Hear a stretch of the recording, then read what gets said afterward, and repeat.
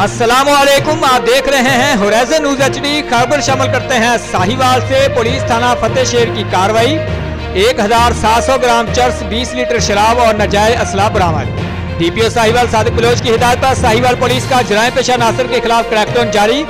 SDPO city circle mayor Mohammad Yusuf की जेर निगरानी SHO थाना फतेह शेर एजाज असलम ने हमरा टीम कार्रवाई करते हुए पुल ईसा नगरी के करीब मुलजम महमूद आरफ को रंगे हाथों गिरफ्तार करके 1700 ग्राम चर्स, मुलजम शाहद अली से 20 लीटर शराब बरामद कर ली।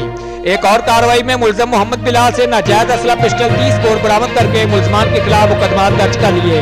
तर्जमान पुलिस जिला साहिवाल। रिपोर्ट महबूब चौधरी, सरपरस्ते आला होराइजन न्यूज HD।